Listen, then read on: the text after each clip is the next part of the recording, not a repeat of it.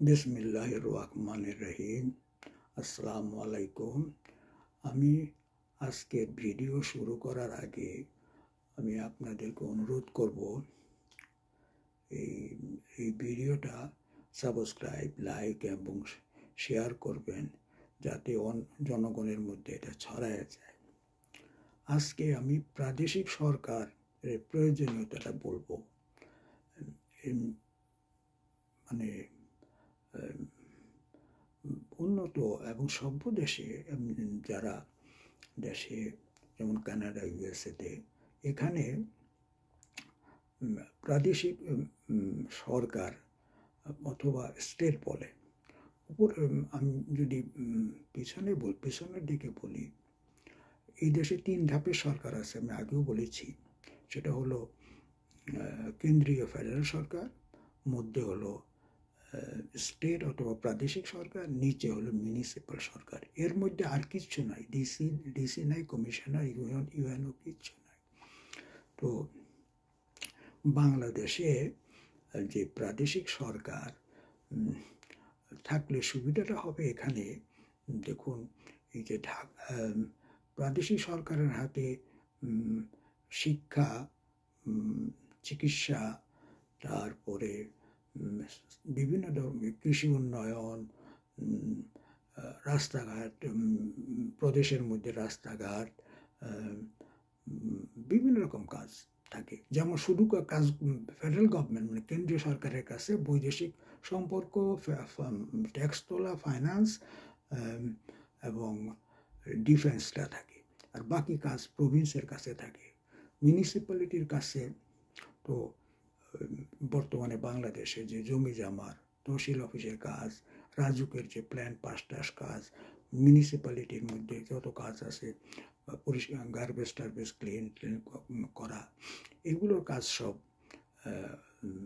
রাস্তাঘাট, নিজস্ব রাস্তাঘাট করা, বিজনেস লাইসেন্স দেওয়া, এগুলোর মিউনিসিপ্যালিটির কাজ। আর প্রভিন্সের হাতে কিন্তু এই পাওয়ার জেনারেশন, সব কাজ প্রভিন্সের হাতে। তো এটা যদি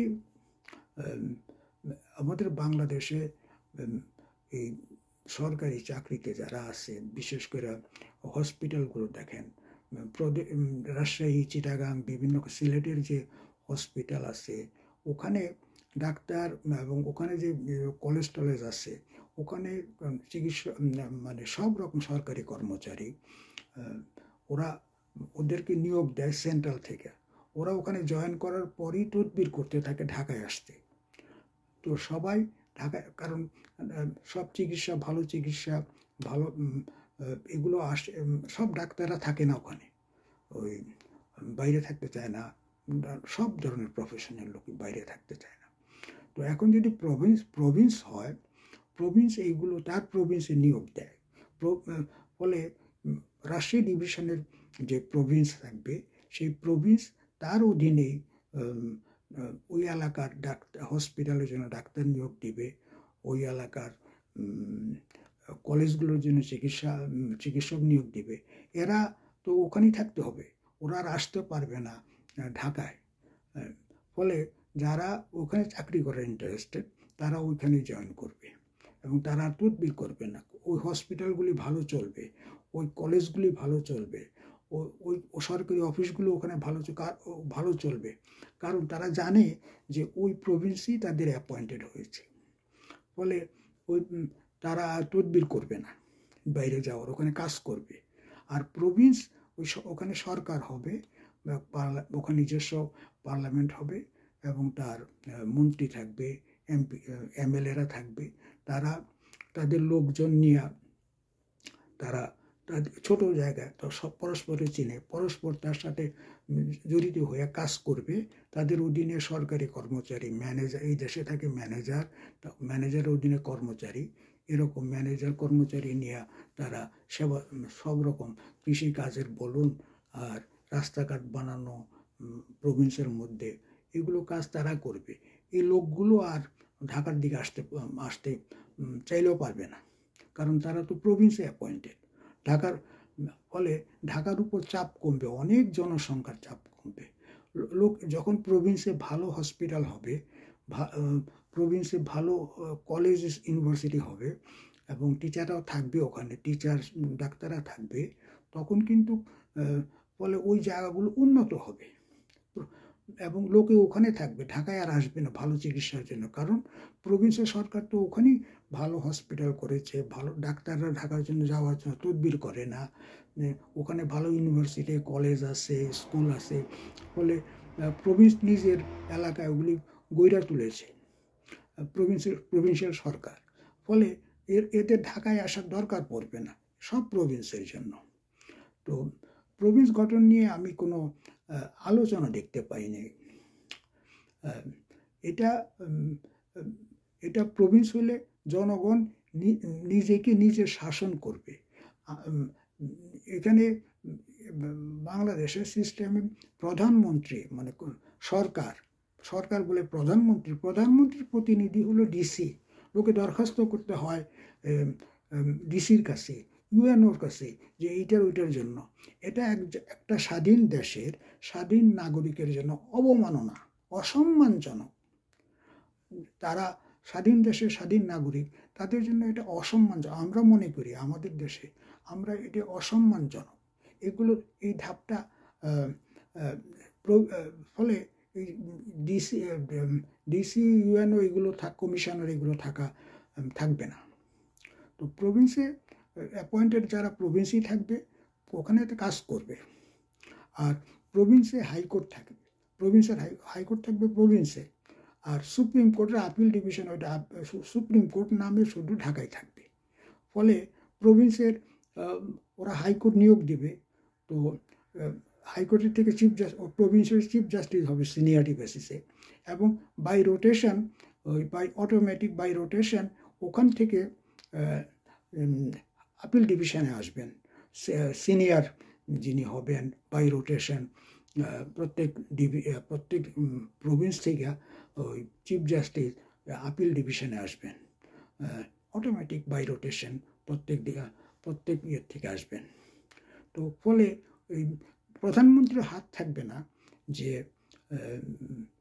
সুপ্রিম কোর্টের আপিল ডিভিশনের জাজ নিয়োগ দেওয়ার।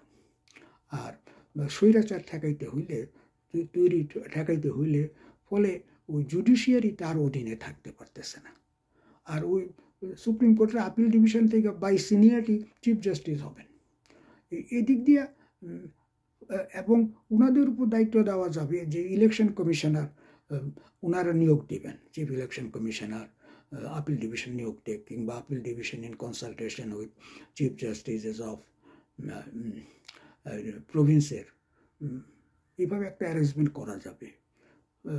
তো ক্ষমতার স্বৈরাচার ঠেকানোর কিন্তু এই জায়গাটা একটা গুরুত্বপূর্ণ, প্রভিন্স তৈরি করা। আর একবার যদি আপনার প্রভিন্সগুলো সেট আপ হয়, এইটাকে আবার মানে বাদ দেওয়া, মানে এটা বাতিল করা, এটা সম্ভব হবে না। যার ধরুন একজন স্বৈরাচার এসে বসলো, সে প্রভিন্স বাদ দিতে গেলে প্রতিরোধের সম্মুখীন হবে। ফলে কিন্তু এই যে সংস্কার কমিশনের যে রিপোর্ট, যে প্রেসিডেন্ট আর ক্ষমতার ভাগাভাগি, এই যে প্রেসিডেন্টের প্রধানমন্ত্রী ক্ষমতার ভারসাম্য, তারপর প্রেসিডেন্ট ডাইরেক্ট নির্বাচন, তারপরে আরও যে কতগুলো সুপারিশ করেছে। তো একজন স্বৈরাচার, ধরুন শেখ হাসিনার মতো একজন স্বৈরাচার এসব বসলে, তার খাইরুল হকের মতো জাজেস দিয়ে তারা সেইগুলির বাতিল করে, অসাংবিধানিক বাতিল করে দিয়ে নতুন আবার সব ধ্বংস করে দেবে। কিন্তু প্রভিন্স থাকলে এইটাতে বাধা দিবে পাবলিক। আর ওখানে প্রভিন্সিয়াল সরকার, ভিন্ন সরকার থাকবে, ভিন্ন দলের থাকবে। ফলে এরা বিরাট বাধার সম্মুখীন পারবে না। ফলে প্রভিন্সটা হলে এই স্বৈরাচার তৈরি হবে না। আর পুলিশ তো মিউনিসিপ্যালিটি নিয়োগ দেবে, মিউনিসিপ্যালিটির অধীনে। আর পুলিশ কোনো ক্রমেই তো আর প্রধানমন্ত্রীর হাতে নাই। ফলে ওই প্রধানমন্ত্রী যে পুলিশ দিয়ে আপনার ইলেকশন ম্যানিপুলেট করবে, ইলেকশনে, এইগুলো সম্ভব হবে না। তার হাতে পুলিশ নাই, আর তার হাতে তো ফলে সে কীভাবে করবে? এটা বিরাট একটা অসুবিধা। আর এতে জনগণের ক্ষমতায়ন হচ্ছে, পাওয়ারটা জনগণের কাছে যাচ্ছে। কারণ ওই এলাকার ছোট্ট একটা এলাকা, তার ওই এলাকার সমস্যা একরকম, ওই প্রভিন্সের সমস্যায় জনগণের নিয়ে, জনগণের ভোটে নির্বাচিত প্রভিন্সিয়াল মন্ত্রী এমএলএরা ওই জায়গাটা চালাবে, ওটা জনগণের ক্ষমতার সাথে জড়িত হচ্ছে। এটা হলো সভ্য দেশের, মানে আমাদের সভ্য দেশের এইভাবে চলে। আমরা নিজেরা নিজেদেরকে শাসন করি, আমাদের উপর কোনো শাসক বসাই দিতে পারে না কেউ, কোনো জেলা প্রশাসক কিংবা ইউএন প্রশাসক, কোনো প্রশাসক বসাই দিতে পারে। আমরা স্বাধীন, আমাদের শাসন করবে কে? আমরা তো স্বাধীন নাগরিক। এটা স্বাধীন নাগরিকের স্পিরিটের সাথে প্রভিন্স তৈরি করে নিজেদের শাসন করা, এটা স্বাধীন নাগরিকের স্পিরিটের সাথে আছে। ডিসি আর ইউএনওরা, কমিশনাররা এই স্পিরিটের সাথে নাই বলে আমি নতুন ছাত্ররা যে নতুন বাংলাদেশ 5ই অগস্টে গঠন করেছে, এটা তাদের স্বাধীন দেশ না, স্বাধীন নাগরিকের এক স্পিরিটের সাথে সামঞ্জস্যপূর্ণ। ফলে প্রভিন্সটা স্বাধীন নাগরিকের স্বাধীনতার সাথে কম্পিটেবল, সামঞ্জস্যপূর্ণ। আমি এই বিষয়টা কিন্তু আমি বিএনপির 31 দফার মধ্যে দেখতে পাইনি প্রভিন্স গঠনের। তো আমি ওনাদের বলবো, আপনারা প্রভিন্স গঠনের মানে ডিক্লারেশন দেন। একমাত্র আমি দেখেছি ব্রিগেডিয়ার সাখাওয়াত হোসেন সাহেব বলতেছিলেন প্রভিন্স থাকা, কয়েকটা প্রভিন্স গঠনের বিষয়ে। তো আর যারা ভাবেন যে ধরেন রাজনৈতিক নেতারা যে ইলেকশনে জিতবেন, আমরা কেন্দ্রীয় সরকার গঠন করব, একটা সরকার গঠন করব, সব ক্ষমতা আমাদের কাছে থাকবে, এটাও কিন্তু ঠিক। এরা একবার ক্ষমতায় বসলে আর ক্ষমতা ছাড়তে চাবেন না, কারণ প্রভিন্সের কাছে ক্ষমতা দিলে তো নিজের মাতব্বরি আর টিকবে না। ফলে সংস্কারটা এই পর্যায়ে, এই যে ডক্টর ইউনূস সাহেবের মতো আর এই যে ছাত্ররা, এরা যেটা সরকার করেছে, এদের দিয়ে এটা সম্ভব, এরা করবে। কিন্তু যখন একবার ইলেকশন করে কোনো দল ক্ষমতায় বসবে, তারা কিন্তু ঢাকার থেকে না পারলেও একটা আহাম্মকি চিন্তা যে 18 কোটি লোকের সমস্যা ঢাকার থেকে বসে সমাধান করবে আর ঢাকার থেকে দেশ চালাবে, এটা তো হয় নাই, আগেও সম্ভব হয় নাই, এখনও সম্ভব না। এরা কিন্তু সম্ভব না হলে দেশ চালায় গেছে, গদ বাঁধা একটা দেশ চালায় গেছে। দেশের জনগণও কিন্তু দাসত্ব মানসিকতায় গড়ে উঠেছে। ব্রিটিশ আমলে 200 বছরের শাসনে জনগণ দাসত্ব মানসিকতায় গড়ে উঠেছে। ফলে জনগণ এই ধরনের সরকারকে অ্যাকসেপ্ট করেছে এত বছর। ইন্ডিয়া পাকিস্তানও একই অবস্থা। আমরা স্বাধীন চিন্তা ভাবনার লোক না, গঠিত হয় নাই। ফলে ছাত্র জনতা আজকে যে রেভলিউশন করেছে 5ই অগস্টে, সেটা স্বাধীন জনগণের স্পিরিটের সাথে আছে।